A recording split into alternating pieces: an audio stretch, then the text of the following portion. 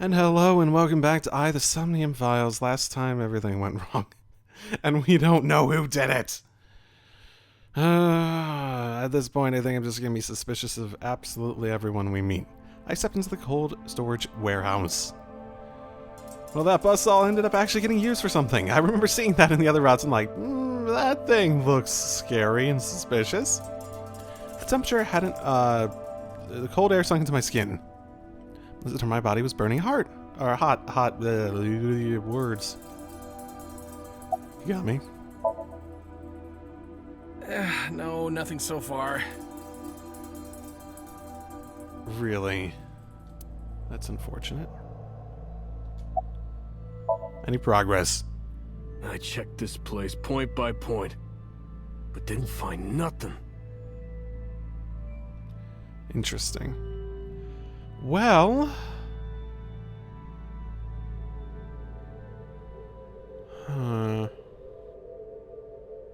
I will keep an eye out to see if anyone actually discusses the possibility of HQ trying to blame Oda. Because if Boss is the only one to ever bring that up, then I'm going to be more than a little suspicious. A video camera and laptop. Whose laptop? This is what the criminal used to stream. Whose laptop? It's got to have, like, some clue as to who it was. All of these items have been bought from pawn shops and thrift stores. It would be difficult to determine a suspect from them. Fantastic. I have logged into the Wi-Fi in this warehouse. Okiura Fishery Co., Ltd. is listed as the owner. Of the warehouse. However, I found the password written directly on the router. Anyone who saw it could have used it. Good to know. I didn't think about that I have part. done some research. Great. As the name suggests, the company is owned by the Okiuras, the same Okiuras we know. Renju's father created the company. Another connection to Renju. No, actually. Currently, Okiura Fishery has nothing to do with Renju. The company has been managed by office representatives for the past 17 years after Renju's father died. Bar, like we said in the other round, the possibility of connections to those people, yeah? Renju holds no shares and is not involved in the management. 17 years, though. How old was Renju? That's a question. 37. So, his father died when he was 20. Interesting.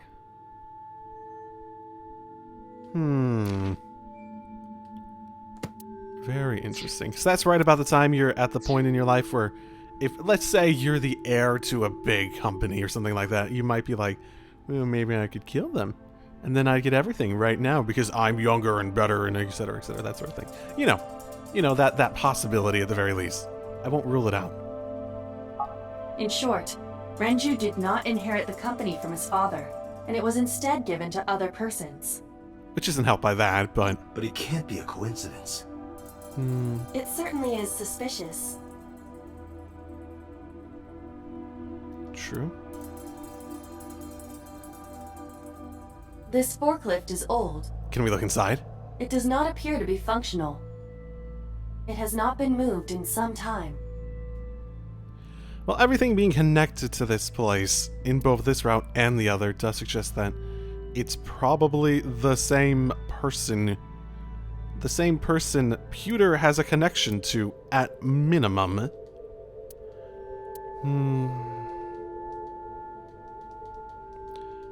Okay, well, I guess onto these. Right here. Iris and Ota were. I am sure you are already aware of Ota's time of death. Just before I arrived. About 3:30 in the morning. And the cause of death. Right, about that.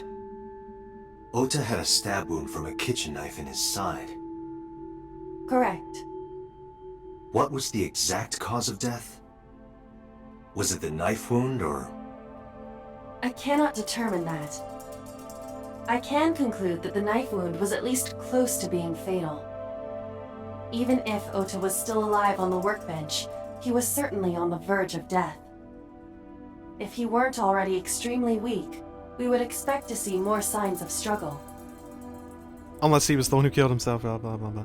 So the thought I have that comes to mind is the idea that maybe the buzzsaw, the ice cutting machine here, was used specifically to hide something.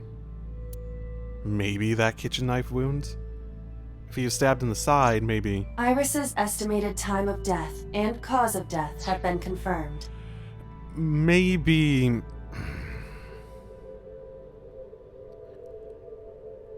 Maybe the stab wound was close enough to the side that they thought they'd remove evidence of it by using this. I guess where on the side? Low, high? There's a lot of sides to a human being, basically. The video was not a recording. It was a live stream, filmed in real time. Which means Iris's time of death is 3:20 a.m.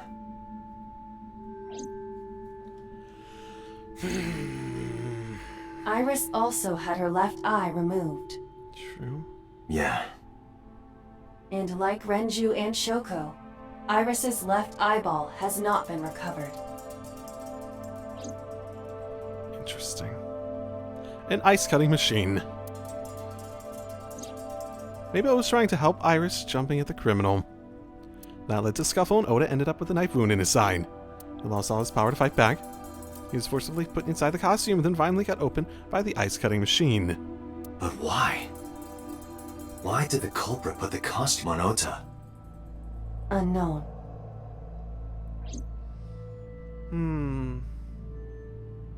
Date, we should get moving. Well, if the costume gets completely ruined, there's always the possibility... Well, no, we saw the costume show up again in between when Ota was trying to participate in the struggle and it getting, turned back on, right? So we would have seen something if the costume had been, say the person in the costume had gotten a knife wound themselves. Because I guess the one idea that comes to mind, if you throw him inside there and then you have blood just basically everywhere from this buzzsaw incident, maybe it could cover up blood that was there from other stuff. That sort of stuff. And you'd never be able to find blood that was left by, say, the killer. Officers from the local jurisdiction are checking the warehouse thoroughly. We will not find anything of importance here. Yeah, you're right. You can ask CSI to inform you if they find anything. All right. I sure could. Ota's blood. Yeah, there is another blood stain over here. Yeah, that could be Ota. Iris and Ota's blood. Just that, though. So many possibilities, basically, at this point. Oh, heading up. Let me know if you find anything. I let them know when I left the warehouse.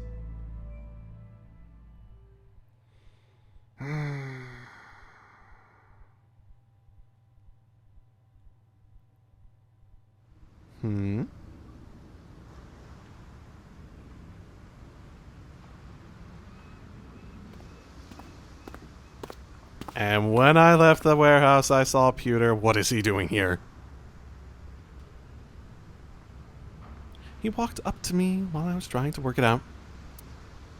Date, I have to talk to you about something. Do you? Huh? Do you? About the original Cyclops serial killings. Ooh. Why this all of a sudden? Because I want you to solve this case, Mr. Date. Interesting. I did have a thought, and I forgot to check this when I started back up. So what direction did I end up going in the flowchart? Up? Okay. I want you to find who did this and bring them to justice. So, if I can help you, even a little. Why didn't you say anything at ABIS? The boss was there. I couldn't speak openly in front of her. Perfect. So, I decided to meet you here. So presumably you want revenge for Renju. And whatever was happening in the other route basically was you doing it for Renju because Renju was still alive and probably active throughout everything that we were seeing. Alright. Let's hear it. Okay, I trust you. I don't think you're trying to lead me off base. Earlier, I told you that I was completely certain the original Cyclops killer couldn't have committed these crimes. You want to discuss it away from the other officers. I am absolutely certain the original Cyclops... I remember that. Let me explain why. Perfect. I'll start by telling you the identity of the Cyclops killer. Although, it's more accurate to say killers. More than one? Really? In the first series of killings, the culprit had an accomplice. One of them was born a murderous psychopath. The other is Rohan Kumakura, the previous chairman of the Kumakuras. Interesting. We knew he was involved in some stuff. Okay. Interesting. And we knew Rohan as a person too, weren't we? They each had a role to play. The murderer committed the homicide, and Rohan removed the eyeball. Okay, but why? 18 years ago, Rohan took a woman's eye. She was already dead. He put his finger into her eye socket and gouged it out. The reason why was simple. He was fascinated by women's eyes. Interesting. So I presume this was after the incident that, like, fucked up his head, right? Presumably. Their beauty stimulated his greed and his desire to possess them. He needed to have them, to make them his own. And we've seen at least one male who had their eye taken out this time, so there's inconsistency between the motivation. Driven by this instinctive impulse, he took the woman's eye. From then on, he acquired a grotesque obsession with the eyes of dead women. He was very particular about his need that the eye belonged to a deceased woman. But even being the head of a Yakuza gang, there weren't too many opportunities for him to indulge. He is dead now, though. I'm forgetting how exactly that went down. I believe we were told, though, at least in vague terms. His deepest, darkest desire went unfulfilled for years. However, he soon met his ideal partner. Intriguing. I will say, though, the way that this story, like, flips everyone's roles on their head, like, imagine getting all this information from him, and then him betraying you in the other round, or the other way around, where we have all that stuff with Oda and Iris, and them basically seeming like they might be involved in the murders this time. It is very interesting. What could possibly, like, the only person who's still suspicious between both of them is the congressman, right? Just gonna note that. The aforementioned psychopath. The Cyclops killer would commit the murder, and Rohan would take the eye. Thus, a mutually beneficial relationship was established. Interesting. Why on earth would Iris have the knowledge of any of this then? This was the origin of the Cyclops serial killings. At about the same time, you were assigned to ABIS. At about the same time as we first learned about it, or? Interesting. Who was the psychopath? He was born with a brain dysfunction. Due to damage to the posterior pituitary gland, he was unable to properly secrete oxytocin. Oxytocin is a peptide hormone linked to feelings of love, affection, and trust. It is colloquially referred to as the love hormone. It causes a tranquilizing effect which improves mood and relieves stress. It is normally secreted when the body makes contact with an object of affection, such as an embrace or caress. I'm sure you know what this implies, but he was unable to feel love in the way that we do. However, he was able to experience a substitute. His brain was wired in such a way that allowed him to feel satisfaction through other means.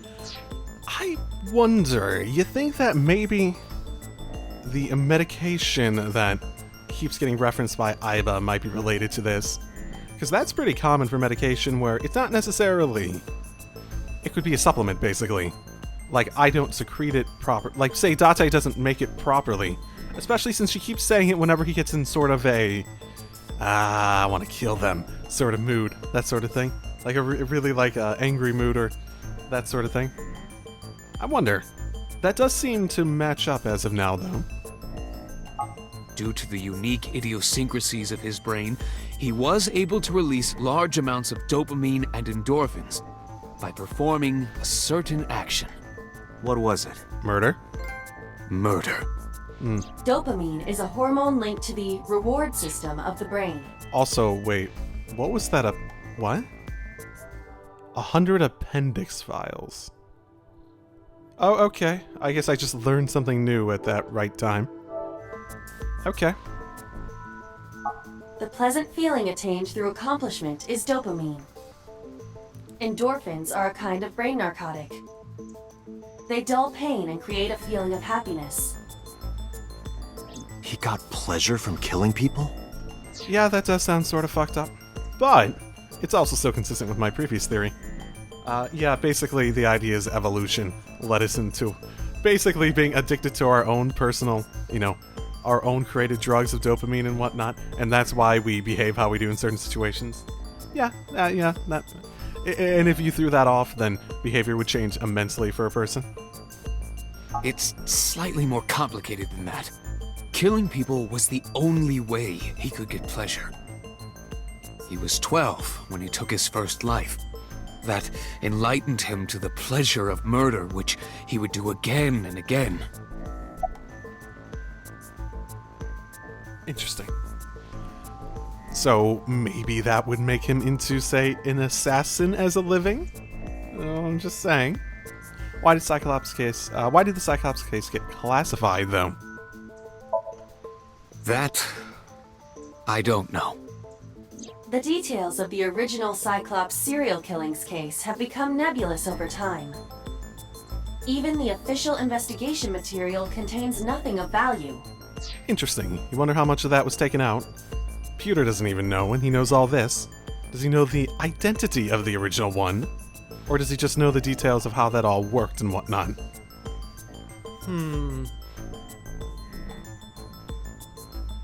I wonder.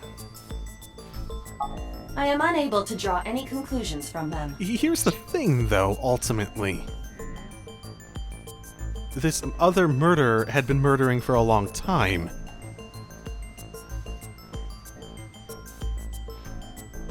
Maybe they were a politician's child? Maybe once they discovered that this politician's son was the person doing it, they were like, yeah, let's cover this You really have no idea? If I did, I would tell you. Oh, don't tell me. The original Cyclops killer had an accomplice. There were 2 Cyclops killers. And one of them was the former chairman of the Kumakuras, Rohan Kumakura. So, thought. So we can see Date's eye is like a dulled green. That's his normal eye color. What's So's eye color?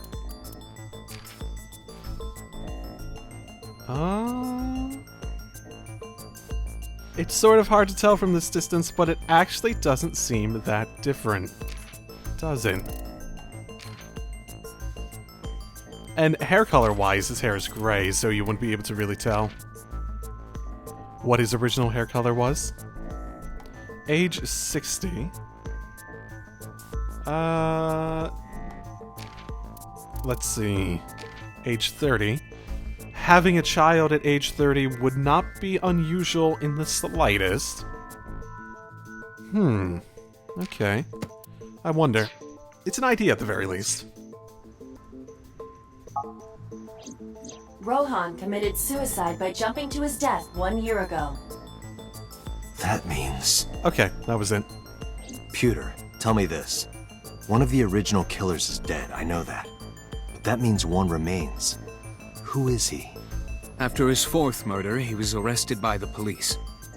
They actually picked him up on other charges. But, in any case, he is currently serving a life sentence in Fuchu prison. Let's see. What about Falco? What's Falco's eyes look like? Also like that. Interesting. Actually, he looks more similar to So, doesn't he, than Date does. If you look at their skin color too, there's more overlap there. See, it's like a slightly darker shade than, say, like Date's. No, maybe not. But there definitely are plenty of people that have distinctly more pale skin colors. While people like, So, he could be tan too, I suppose. Interesting. Number 89, yeah?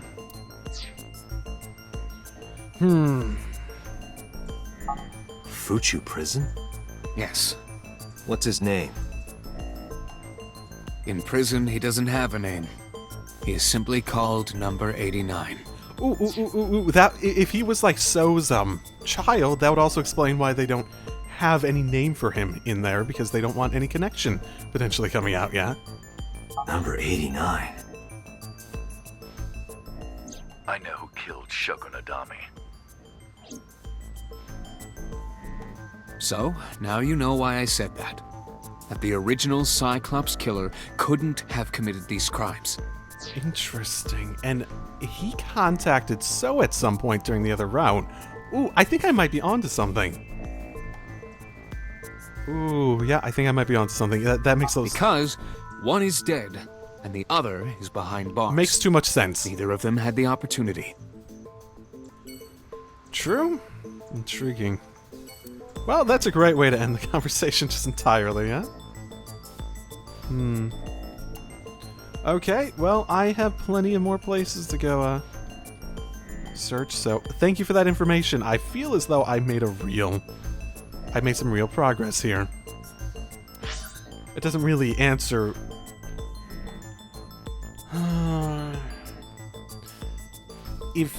Well, at the very least, it would be an explanation as to if So was the one doing it, why he would, try to emulate the previous ones, if he had that in-depth information on it, and he knew that there couldn't actually be someone still out there, yeah?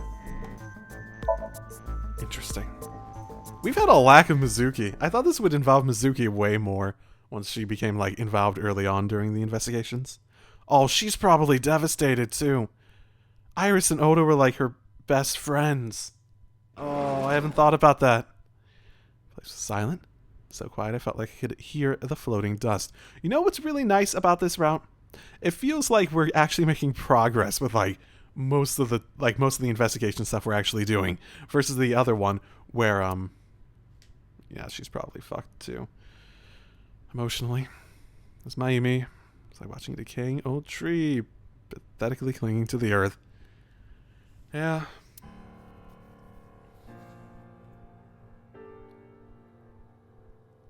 Where's that kitchen knife, by the way? Maybe Oda brought the kitchen knife with him, and it was taken? Oh, right! We saw Hitomi with So earlier, didn't we? Oh, how do you account for that connection? That would explain a connection to Iris in some possible way, though. Ooh.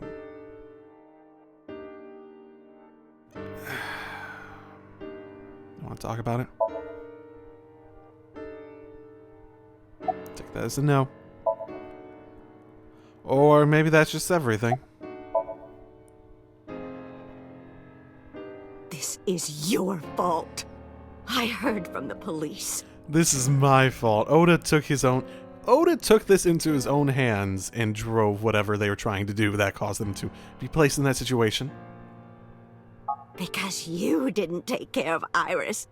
My boy Ota got involved. Date, I looked into the investigation report. Mayumi confirmed Ota's body early this morning. I see. I'm sorry. I want to be alone right now. Did you not hear me? I said leave!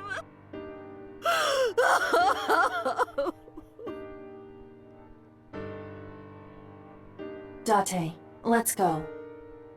She is in no state to talk. Yeah, you're right. Could we send someone else down here to get information out of her at least? Sooner the better, you know. I don't want to be too, you know, insensitive about it, but would she really be happier? I suppose she wants to blame me, but would she really be happier if we never catch the guy? I am going to leave the Date residence for later. At least after this one. Well, she knew her daughter was going to die in the near future. I wonder if it's hitting her as hard if just because she knew that the death was coming sooner. Regardless. When I visited, I found Hitomi with a hollow look in her eyes. Yeah, it's not like she's not going to take it negatively, though. She let me in and asked me to sit on the sofa. I agreed and sat down. But after that, I couldn't say a single word. The heavy silence weighed on both of us.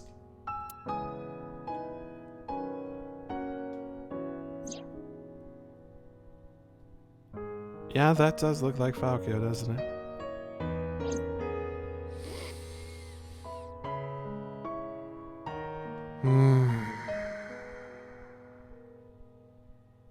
In the language of flowers, the iris means good news and hope. When I saw the flowers this morning, I just knew something good would happen.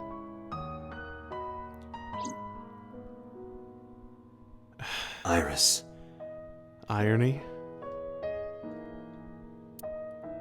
Lots of irony there. Iris was my everything. We always went everywhere together. Whether it was buying clothes, or going to the movies, or taking a walk, or going shopping at the supermarket. When she was young, she would just hold one of my fingers. Her hand was too small to hold mine. Then it was 2, then 3. And finally she could hold my hand. But eventually, she left my hands altogether. She started crossing her arms, being independent, even though she needed constant attention growing up. Her memories are a part of this room. And always will be. When she was a baby, she fell off that sofa and cried and cried. One day she tore up her picture book all over the floor here. Another time she drew with crayons all over the window. She painted my portrait on Mother's Day. Scratches on the floor, chipped plates, burn marks on the table, stains on the cushions. Everything you see. It all holds a memory of her. But why?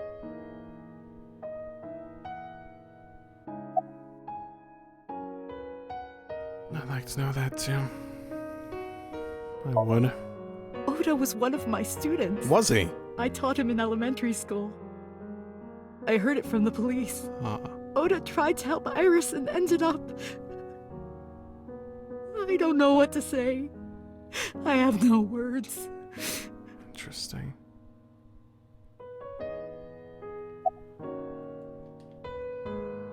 Interesting. So you did know him.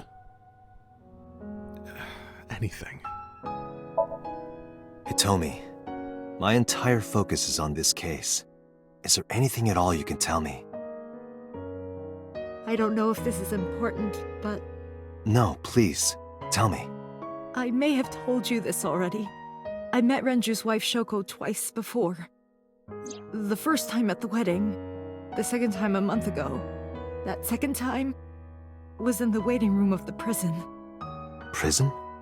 There's an acquaintance of mine from when we were younger. I visit them a few times a year. And by coincidence, I saw Shoko. I don't think she noticed me, but I recognized her as Renju's wife right away. She was there for the same reason I was, to visit one of the inmates. Do you know who? No, I don't. We didn't talk. Which prison? Fuchu Prison, in Tokyo.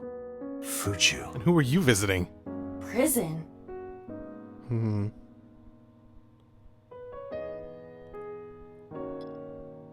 Thank you. That is at least a lead. I'm sorry to have bothered you. I'll be going now.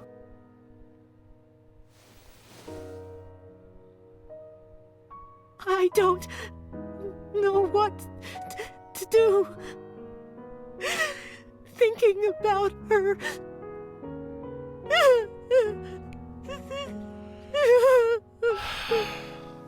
Dante, please, you have to catch them. Please. Please. I will. Trust me.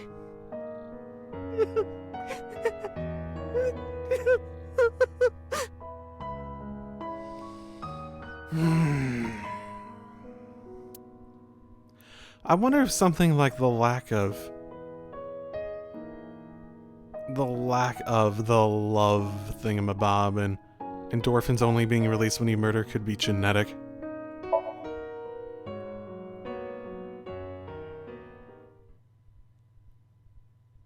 Yeah, she's probably not taking it fantastically. You think she's actually here?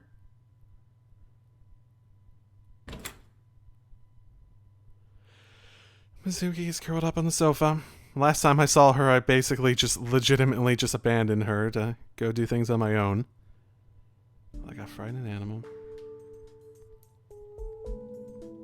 Hey, look at that beautiful favorite metal pipe.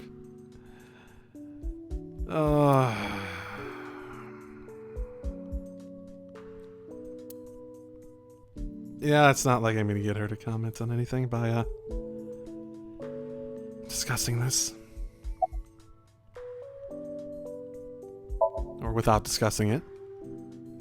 Yeah. Familiar.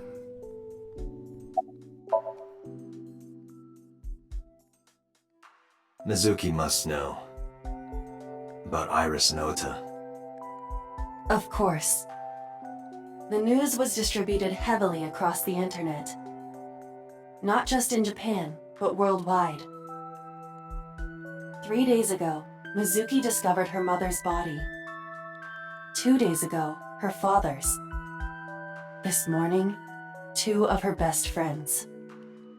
It is completely understandable that she is at her mental limit. Can I be left alone for a while? Are you okay? Yeah. She certainly didn't seem so. But I can't stay by her side forever. Aiba, contact ABIS. See if they can get Mizuki a good counselor. Understood. I stayed with her for a little while, but we didn't speak. Having nothing more to say, I left. Not much more I can do.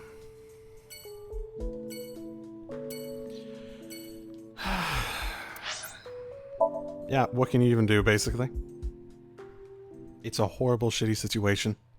Where absolutely everyone who's left, basically, is just completely devastated by. Because everyone's lost someone. Are you okay, honey? Huh? About last night. Well, at 3 in the morning, anyway.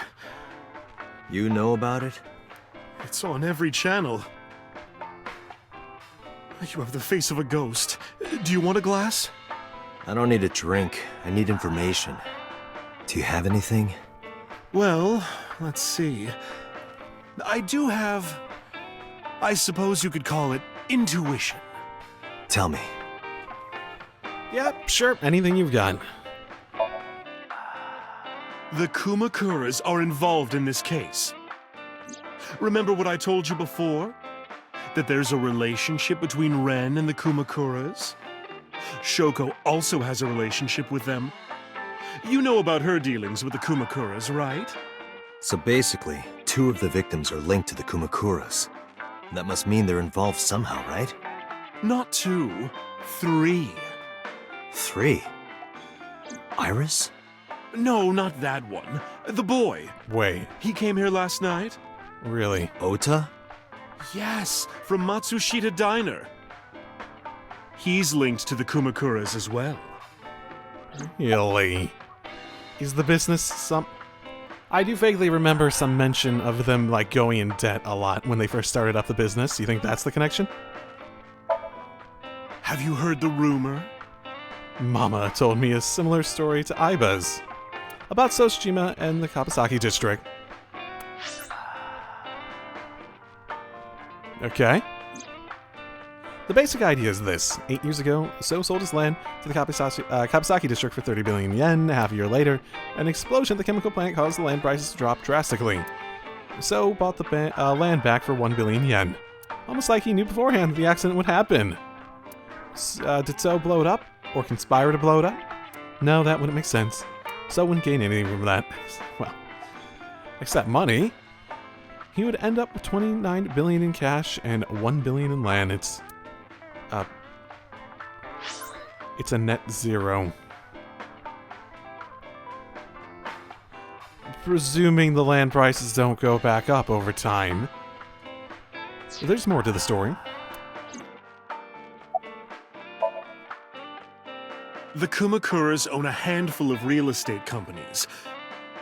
They of course look legit, but they're Yakuza fronts. I'll call those real estate companies the KE to keep it simple for you. The KE followed in So's footsteps. They bought up land in Kawasaki.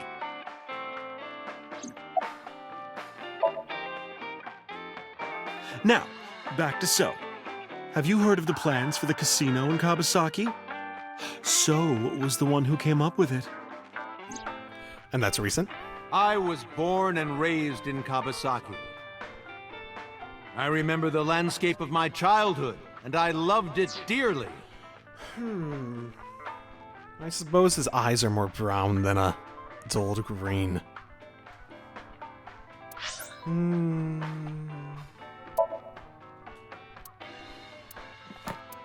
know, there's still a surprising number of question marks in here.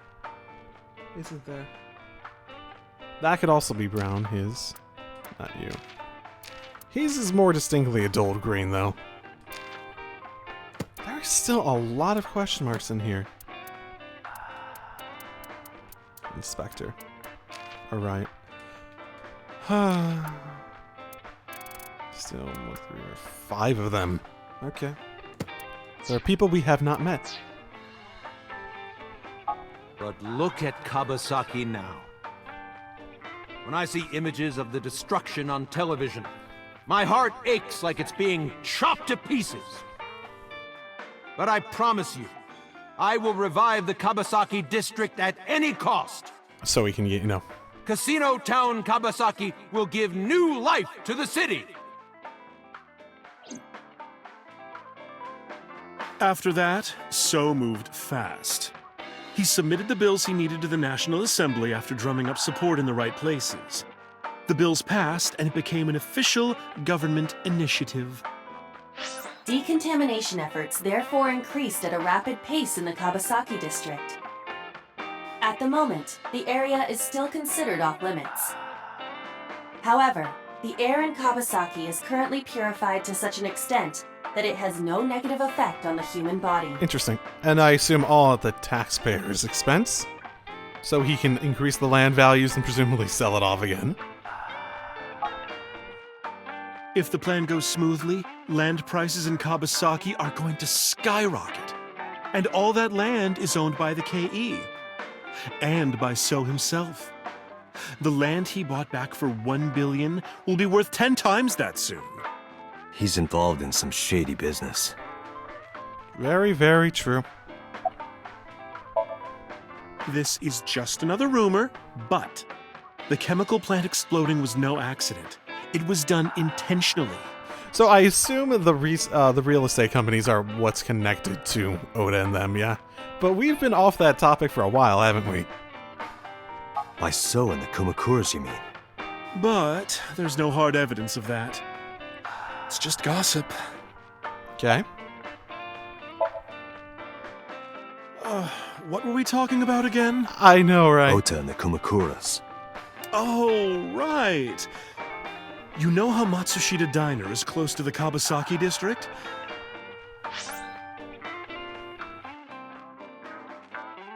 The chemical plant explosion made times hard. Foot traffic went down, sales declined. No wonder it closed down. Ota must hold a grudge. Closed down, eh? I know we've never seen anyone there, but damn, okay. Weren't we talking to his mother and she explicitly was talking like it was still active? Someone caused that explosion. And if it was intentional, oh, he'd hate them even more. That's how I link Ota to the Kumakuras. Okay. That is at least a worthwhile theory to consider. But thank you. Good information. Thank you, Mama. I don't know if what you told me will lead to anything, but... Oh, sorry. I didn't mean to waste your time. No, it was very helpful. I'm glad I can help, even if it's just a little. Well then, be seeing you. Come back anytime. Sure. Okay, let's go. ABIS headquarters. I've got quite a few leads I can act on now. Between Falco and the Kumakuras. And so, I suppose. They're leads at the very least, not really anything substantial, unfortunately. Have returned to boss's office to report.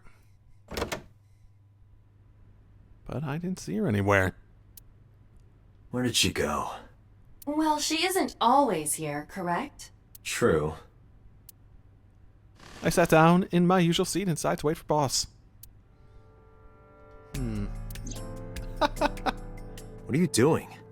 I thought it would be easier to talk like this. I suppose. What do we have to talk about? A summary of the investigation, perhaps? What summary? We don't have anything new.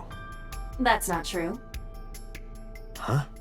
I was curious, so I did some research. About number 89. Excellent. That's definitely the information we could use. Okay, I haven't seen anything actually activate anything, so let's just talk. Okay? So, who is he? As you know, he is an assassin with multiple confirmed kills. Did we know that? He is currently serving a sentence at Fuchu Prison. I don't recall it coming up in this route yet. He was imprisoned 6 years ago. Da-da-da. That's what Pewter told us. After his fourth murder, he was arrested by the police.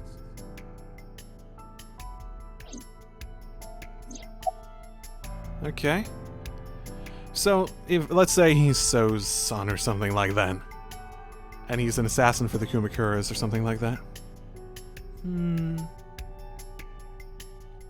There's some sense in that at the very least. What about his real name? Any idea? Unknown. You don't know? No such person is listed in the family registry. It is possible he is a foreigner, but his nationality is unknown. However, I believe it is safe to say that he was born and raised in Japan. Why? There's gotta be a reason for that, right? That it's safe to say that. Okay. 89 in Shoka? Unknown. I cannot determine if they have any connection. Approximately 1 month ago, Hitomi Sagan witnessed Shoko in Fuchu Prison's waiting room. I am unable to say for certain that the person she was there to visit was number 89. Well, there's gotta be, like, records of that, right? There's no way they're letting people visit prisoners and not having a record of it, right? Unless it was, like, swept under the rug, and they were forced to, like, delete the record or something like that. After all, Fuchu Prison houses 2,000 inmates. But number 89 knew Shoko's name. Yeah. I know who killed Shoko Nadami. That must mean that he knew her somehow. It is possible. And we know that she had a burner phone. Well, no, her phone had a connection to a burner phone that So has. Oh, there's so much information on the table if I try to account for the other route stuff too. Oh, I'm sure it'll all come together in the end. Pewter claims that there were 2 culprits behind the original serial killings. One was the former chairman of the Kumakuras, Rohan Kumakura. But Rohan committed suicide last year. That leaves one culprit still alive, number 89. But number 89 couldn't possibly have committed these crimes. He was in jail when each of the murders occurred. Yeah. Correct. He couldn't have been the one to commit them, but he could have been one to consult. Let's say he could have been a consultant on the actual, going about doing them. However, I do not believe it is accurate to claim that he had nothing to do with the incident. I know who killed Shogunadami. If he was telling the truth, his involvement is possible. Okay. Let's talk to number 89. I don't know if he's telling the truth or if he's full of it, but he's our last remaining loose end. All right. However, we need not go to him. Don't tell me we're gonna bring him out and he's gonna escape again. We can bring him to us. If we plan on syncing with him, it would be more efficient. Really? Can you arrange that? I can. Okay. Well, at least without Pewter and Renju's, at least without Renju around to manipulate Pewter, we don't have any reason to believe there will be an escape plan. After cutting through some red tape, he was brought to HQ. He took considerable time to arrive, but for some reason, Boss never showed up. Da-da-da. Yeah, I'm still suspicious of that. I am. Hey, buddy. We're gonna bring him in here instead of just syncing with him right away? Well, this is going fantastically. Actually, yeah, he has more brown eyes than he has dull green. So, okay, yeah, his eyes are very similar to So's. Date's are not. Well, similar, but not very. Hey, buddy! Sorry to interrupt your busy day, but I need you to tell me something. I'd appreciate your cooperation. Hey, buddy. You look so smug, too. Pewter, you're not gonna I can't look back and look at Pewter to see if it looks like he's gonna try anything. I'm doubtful, but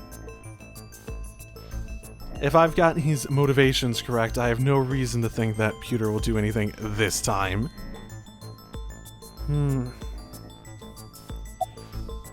Okay. What's your name? Number 89. Your real name? I don't remember. Do you really not? I'm doubtful. Burkina Faso. Burkina Faso is a republic in West Africa. Population 17 million. Beautiful. I don't have time for your jokes. Okay. That's right. I was one of the culprits behind the case 6 years ago. One of the 2 Cyclops killers. Okay. You just admit it outright, that's fine. Okay. He knows about there being 2, too, so that's pretty good confirmation that he's, telling the truth. Yeah, I guess I do. About a month ago, Shoko visited Fuchu Prison. Was she there to see you? That's right. What did you talk about? Nothing special. You're in no position to lie. I'm not lying. She didn't come to hear me talk. And why did she come? To meet me. Meet you? She probably just wanted to see me. Why? What potential?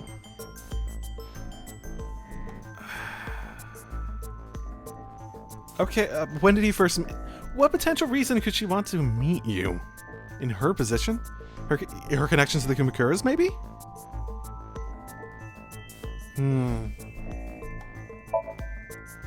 A long time ago. I don't remember exactly when.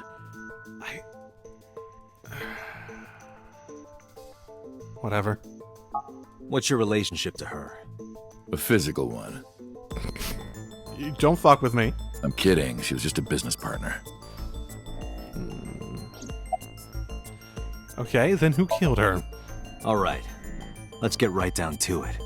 2 days ago, you called Investigation HQ and said, I know who killed Shoko Nadami. That's right. Who? Hey, don't be so hasty.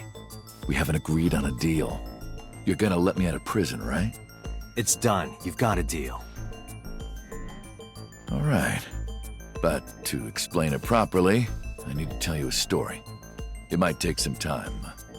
Is that all right with you? I've got nothing but time. Then let's get started.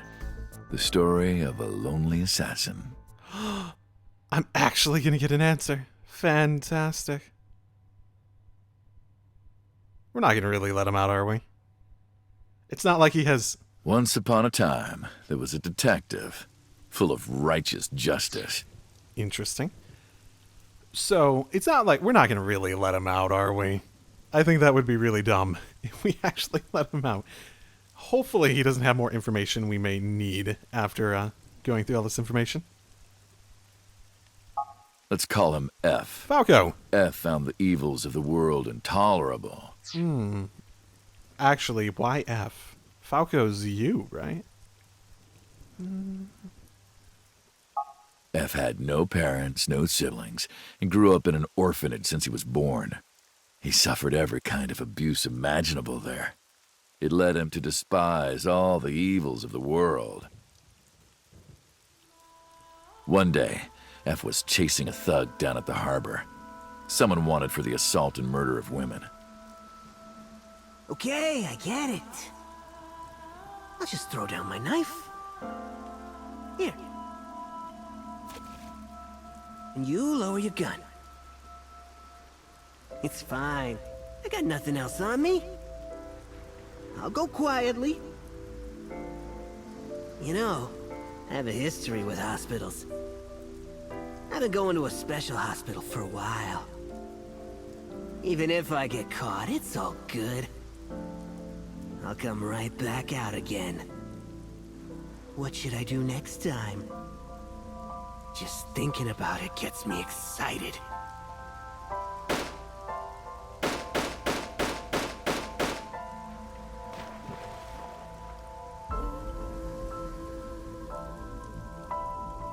The culprit was unarmed, but F never served a day in prison. The case went to trial for some time, but it was determined to be self-defense, and he was declared innocent. Yeah, that sounds about right. If the truth got out, it would be a huge scandal for the police. People at the upper level were terrified of what might happen, so they had evidence fabricated. F wasn't suspended or disciplined at all. After a while, he returned to his job like nothing happened. That was a turning point for him. He was ready to shed the morality that was weighing him down, holding him back. F still wanted justice, and he was willing to dispense it to the immoral one by one. Well, let's assume he is the original Cyclops killer. Didn't Pewter just say a little bit earlier that he had his first kill at 12? Maybe this isn't the first kill, but yeah. He became an assassin, a lone gunman. No agent, no employer. He was his own man. F believed that he was judge, jury, and executioner. But it didn't last long. One day, F got rid of a criminal we'll call X. X was responsible for defrauding and killing an innocent old man for his life insurance policy. Isn't this the stuff that Renju was associated with? Presumably with the Kumakuras. Turns out, X had connections. Someone wasn't happy that he died. Rohan Kumakura, chairman of the Kumakuras. X was a top executive of the Kumakuras at the time. Rohan ordered his men to find and kidnap F.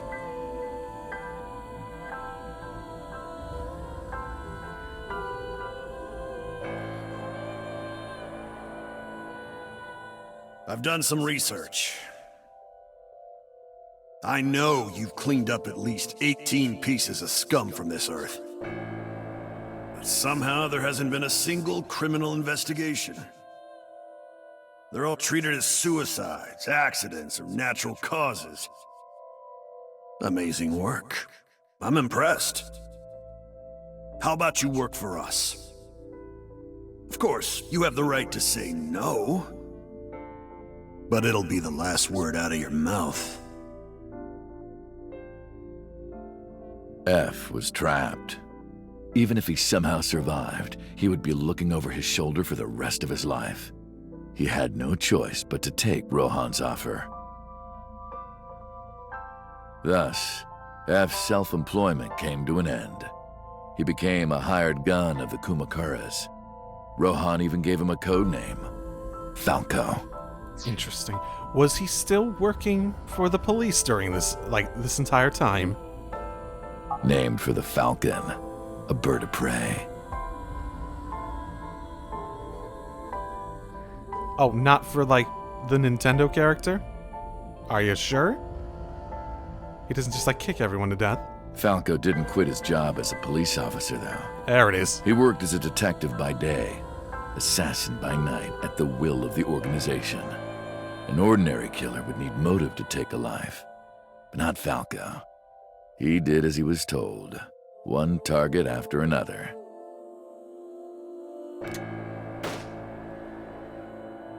It didn't take long to destroy his heart completely.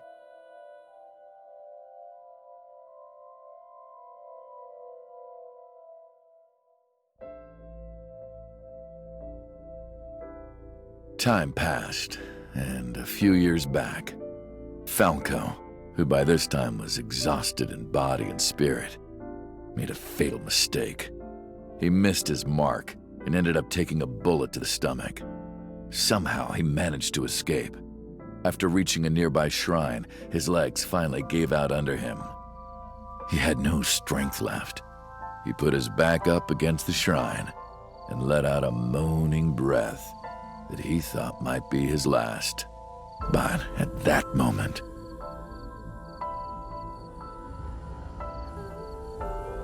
in his darkening vision, he saw a woman approach him. He watched her take out her phone and dial for help. At the same time, he heard footsteps. Footsteps of at least 2 people closing in. He knew immediately that they were after him. He sprung into action, grabbing the woman and pulling her close, kissing her to keep her from talking.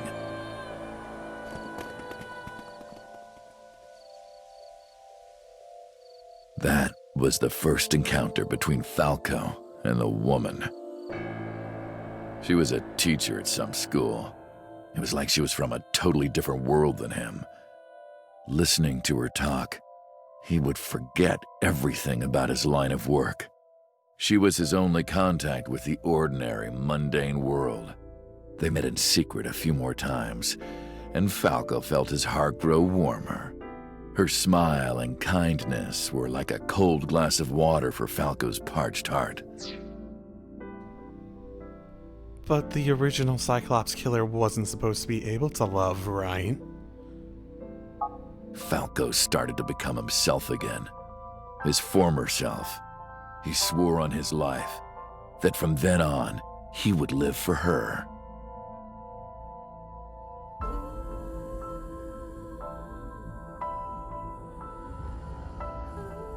So, you want to go clean?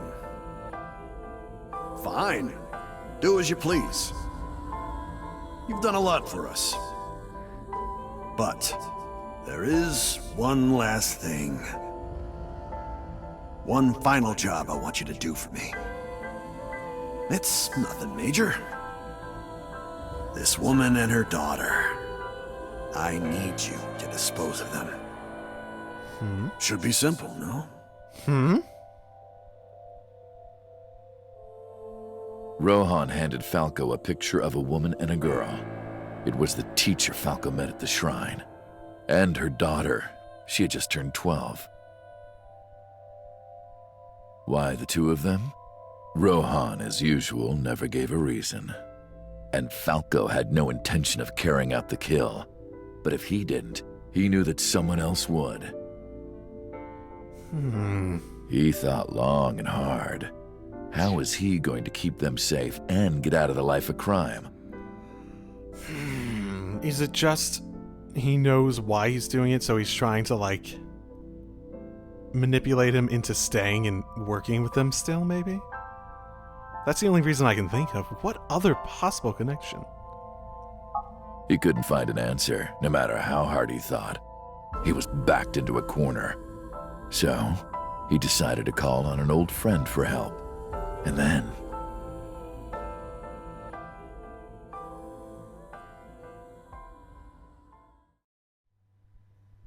And then?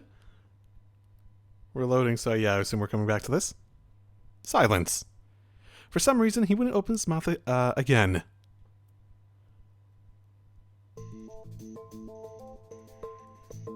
That did give a lot of information. Why did you stop? Why did you stop?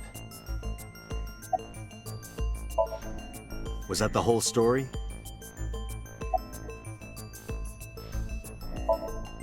You mentioned a detective. An old friend, Renju, maybe? And that might be the connection to Shoko, too? Especially since he also has a connection to the Kumakuras.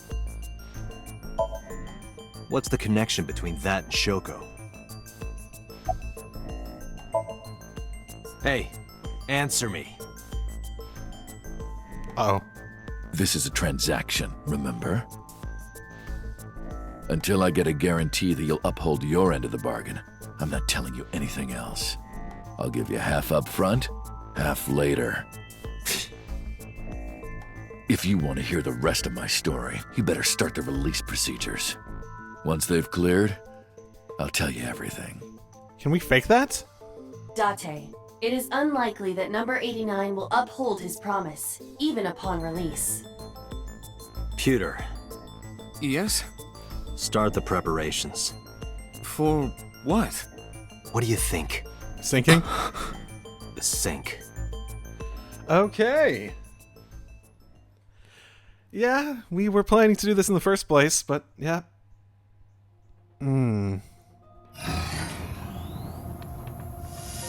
Oh, they unhandcuffed him in order to. I have injected number 89 with the usual dosage. He will not be waking up anytime soon. Good. Are you ready, Agent Date? Yeah, The time limit is 6 minutes. I know. There's also the question. Let's begin. There's additionally also the question of why Date had those memories involving Falco in the previous route too.